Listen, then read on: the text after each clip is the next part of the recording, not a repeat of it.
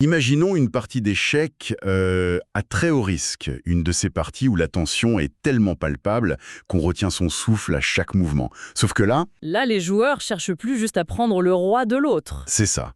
L'un des joueurs regarde l'autre droit dans les yeux, il lève la main et il menace tout simplement de couper le compteur électrique de la salle de tournoi, de plonger absolument tout le monde dans le noir. Les joueurs comme les spectateurs d'ailleurs. Exactement. Eh ben, nous sommes le 28 mars 2026 et cette dynamique, c'est très exactement ce qui se joue sous nos yeux au Moyen-Orient en ce moment. C'est une escalade qui ressemble vraiment à rien de ce qu'on a pu voir récemment, oui. Aujourd'hui, on fait un décryptage complet de cette crise. Le but de cette analyse, c'est de consolider toutes les informations qu'on a sur le terrain pour comprendre cette guerre d'un genre nouveau. Fini les simples lignes de front. On va parler de guerre énergétique, de pluie de missiles balistiques et d'un niveau de manipulation psychologique terrifiant. C'est dense, c'est complexe, et ça redessine totalement les règles du jeu militaire et géopolitique. Ouais. Ce qui est fascinant et franchement glaçant, c'est que le centre de gravité d'un conflit a complètement basculé, non? Ah mais totalement. La cible principale aujourd'hui, c'est plus du tout l'armée adverse ou un territoire physique à conquérir. La cible, c'est l'infrastructure vitale qui maintient nos sociétés en vie. Genre les réseaux électriques, l'eau, les trucs de base, quoi. Malin, les routes maritimes aussi. Et de manière tout aussi critique, la cible, c'est la perception du public. C'est la destruction méthodique de notre croyance collective en notre propre sécurité.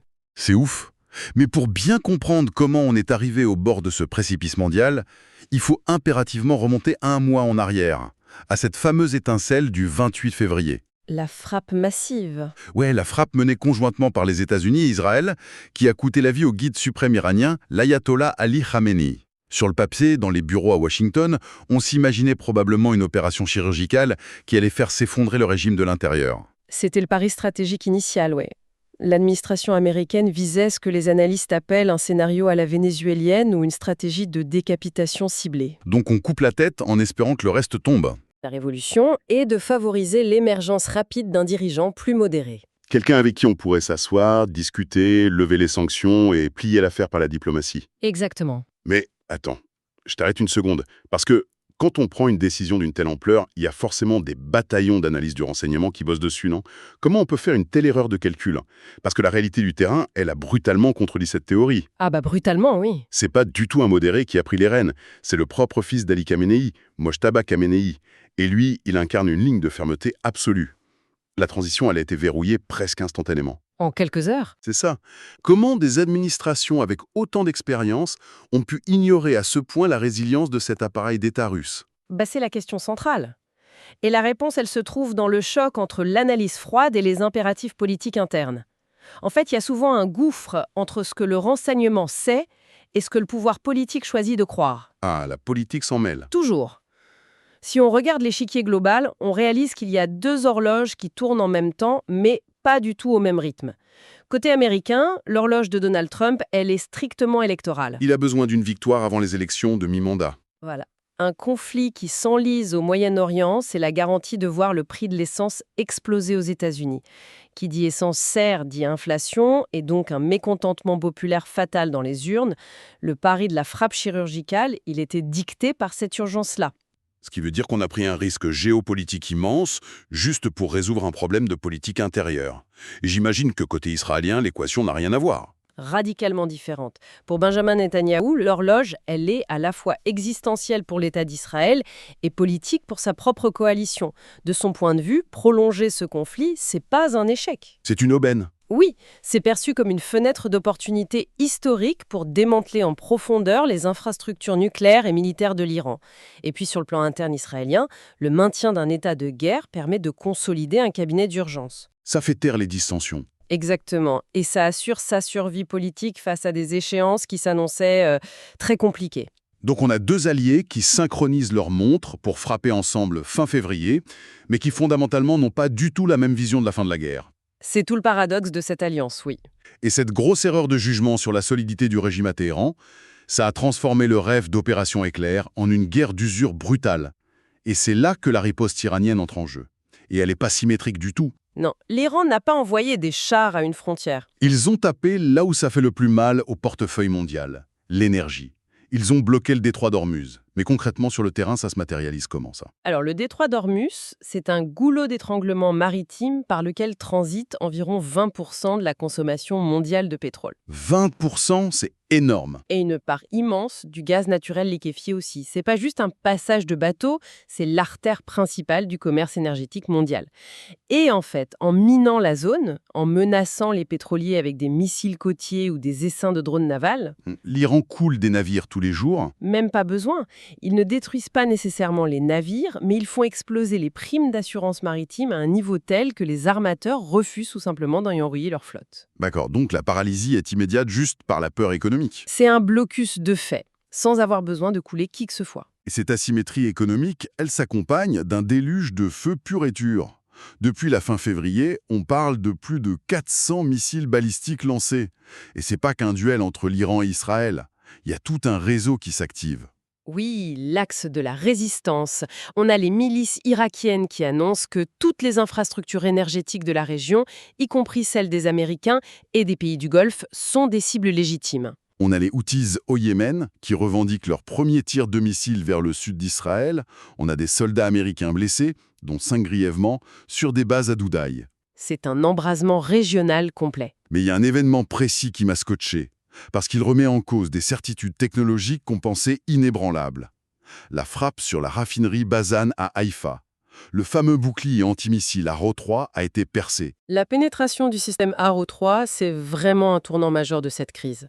Le Arrow 3, il est conçu pour intercepter des missiles balistiques hors de l'atmosphère, avec une précision inouïe. Normalement, rien ne passe. Normalement. Mais aucun système défensif au monde n'est infaillible face à la saturation. L'innovation tactique de l'Iran, ici, c'est la coordination de vecteurs complètement différents. Attends, la saturation, c'est un peu comme essayer de jongler, non? Genre, si je te lance 3 balles de tennis, tu les attrapes sans problème. Ton cerveau calcule la trajectoire. Mais si d'un coup je te lance une balle de tennis, une boule de bowling et une plume en même temps, Mon cerveau sature, mes mains s'en mêlent et tout tombe par terre. L'analogie est excellente. c'est vraiment ça avec les radars. Techniquement, c'est exactement ce qui se passe avec les radars à balayage électronique et les ordinateurs de traitement de tir. Les systèmes défensifs doivent simultanément traquer un missile balistique qui tombe de l'espace à Mach 10, un missile de croisière qui vole au ras de l'eau à quelques centaines de kilomètres/heure et un essaim de petits drones kamikazes hyper lents venant du Liban. La puissance de calcul des radars est poussée dans le rouge. Voilà. Et l'allocation des intercepteurs aussi. Tout est poussé au-delà de sa limite et mathématiquement, un projectile finit par passer. Et à Haïfa, ce projectile a causé des dommages structurels colossaux sur les unités de distillation de la raffinerie. En utilisant des armes à sous-munitions en plus qui dispersent des foyers d'incendie sur une très large zone. Le but, c'est pas juste de faire un gros trou. C'est d'empêcher les pompiers de faire leur boulot. Exact. Rendre l'extinction des feux impossible et la reconstruction interminable. Et ça, c'est la face visible de la guerre. La destruction physique.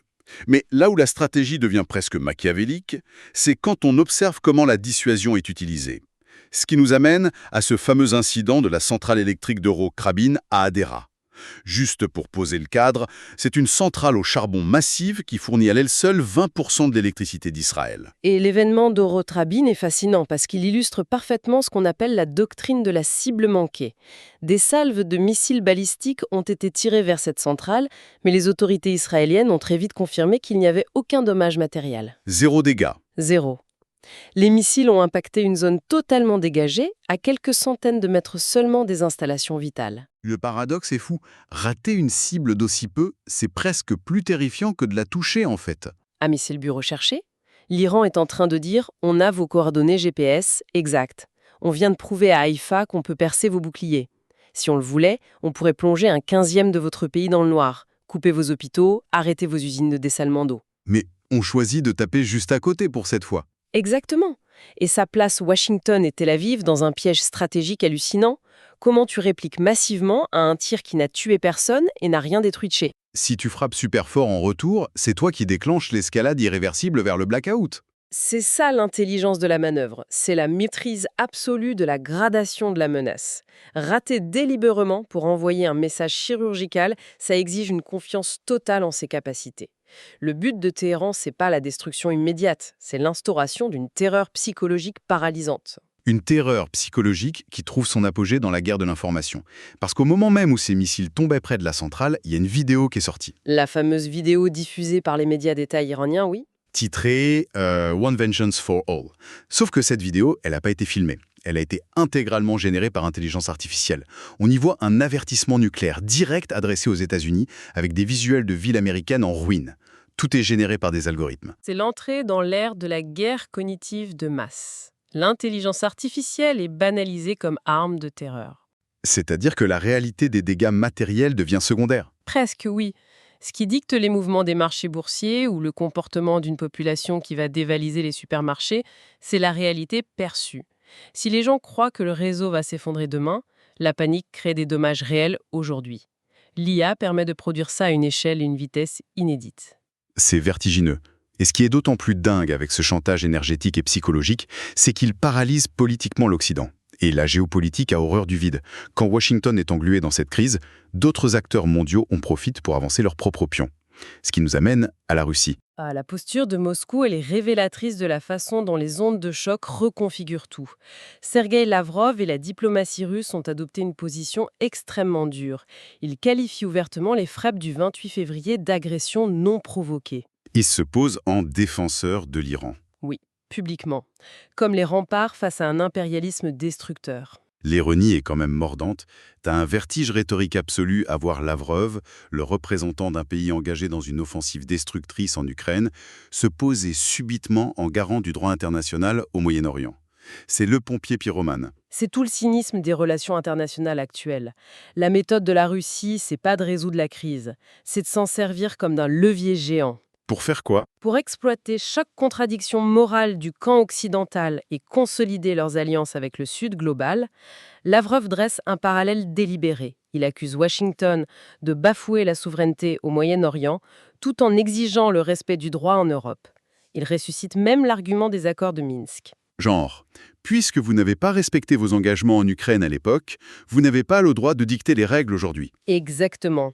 C'est une guerre de narratifs conçue pour discréditer l'Occident auprès des nations non alignées. Et sur le plan opérationnel, il joue sur une ligne de crête hyper dangereuse. Il démente fournir à Téhéran les coordonnées GPS des bases américaines, mais dans la même phrase, il revendique une coopération militaire et technique avec l'Iran. C'est une façon de dire « on est avec eux » sans franchir la ligne rouge de la cobelligérance directe. Et ce discours de rupture, il s'étend même jusqu'en Europe de l'Ouest. Ah oui, avec la France. Moscou a récemment qualifié la France d'adversaire.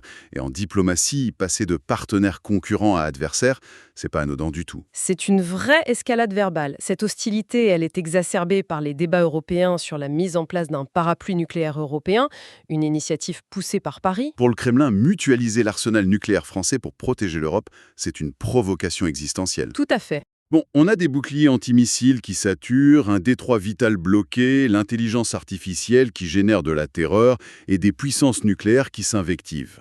Ramenons tout ça à notre réalité concrète. Si je t'écoute bien, le risque majeur qui pèse sur notre quotidien, c'est pas qu'un missile tombe sur notre maison, c'est le risque de l'effondrement systémique.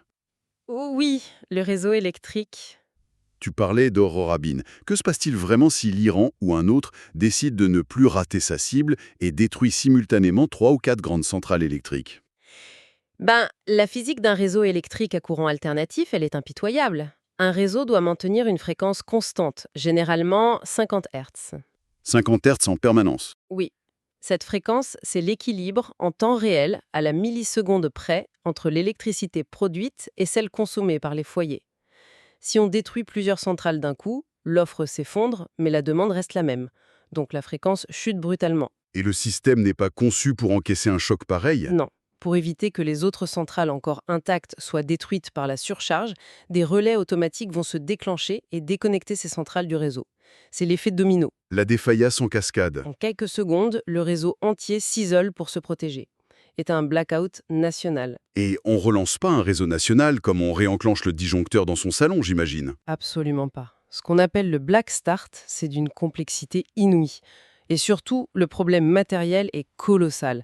Détruire un transformateur très haute tension, ça prend 1/10 de seconde avec un missile. Mais ces engins, ils pèsent des centaines de tonnes, ils sont fabriqués sur mesure. On les trouve pas chez Bricorama, quoi. C'est ça. Les délais de commande, de refroidissement des alliages, de transport spécial, ça se compte en mois, voire en années. La guerre énergétique, c'est l'asymétrie totale. C'est infiniment plus facile de détruire que de réparer. Sans compter l'onde de choc économique en parallèle, le blocage de 20% du pétrole mondial dans le détroit d'Ormuz, c'est une inflation immédiate. Les navires contournent l'Afrique, les coûts explosent, le prix à la pompe s'envole. Et ça frappe tout le monde. Ça menace le portefeuille des citoyens et ça menace les agendas politiques américains avant les élections.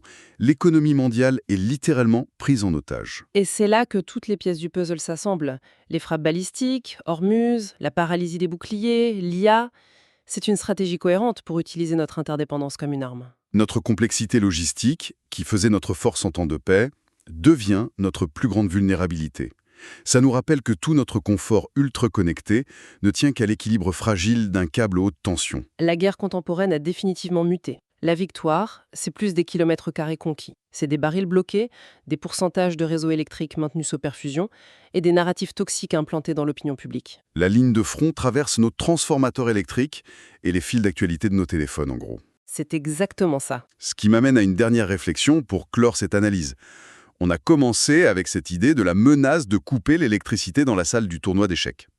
Mais poussons la logique jusqu'au bout. Je t'écoute. Si aujourd'hui, la simple menace de l'obscurité, combinée à une fausse vidéo générée par une machine, suffit à terroriser les marchés et à paralyser les démocraties occidentales, comment nos sociétés ouvertes peuvent-elles réellement se défendre contre des armes conçues non pas pour briser le béton, mais pour pirater notre psychologie collective? C'est une question